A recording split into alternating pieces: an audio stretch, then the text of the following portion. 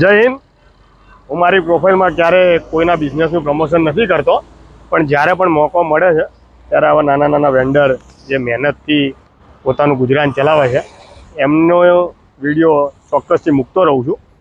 એવી જ રીતે અત્યારે ચોમાસાની સિઝન છે, મકાઈનો સ્ટોલ આ બેન છે અને એમના પરિવાર સાથે અહીંયા ઘણા સમયથી હું જોઉં છું કે આ વ્યવસાય કરી રહ્યા છે અને પોતાનું ગુજરાન ચલાવી રહ્યા છે।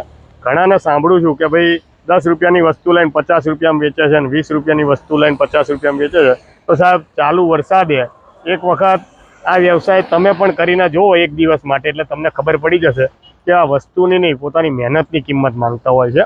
તો આવા લોકો પાસે હંમેશા જ્યારે પણ જાઓ ત્યારે કોઈ ભાવતાલ ના કરશો, એમની મહેનતને પ્રોત્સાહન આપો, કારણ કે અહીંયા આ વેપાર વ્યવસાય કરીને એમના ક્યારેય બંગલા બંધાવવાના નથી।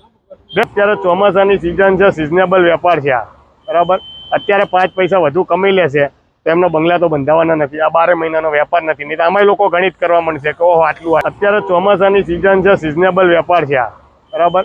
અત્યારે 5 પૈસા વધુ કમાઈ લેશે તો એમનો બંગલા તો બંધાવવાના નથી। આ 12 મહિનાનો વેપાર નથી, નહીં તો આમાંય લોકો ગણિત કરવા માંડશે કે ઓહો આટલું। પણ આ સિઝનેબલ છે સાહેબ। માટે એક જ મેસેજ આપવા માંગીએ છીએ કે આવા જ્યાં પણ વેન્ડર મળે એમને પ્રોત્સાહન આપવાના ભાગરૂપે એમની પાસેથી ખરીદી કરો અને ક્યારેય ભાવતાલ ના કરશો અને ક્યારેય એમના વેપારની ગણિત ના કરતા કે આટલું કમાય છે આટલું કમાય છે, કારણ કે એટલું બધું કમાઈ લેતા હોત તો આટલી ખરાબ પરિસ્થિતિનો સામનો કરીને વેપાર વ્યવસાય ના કરતા હોત। જય હિન્દ।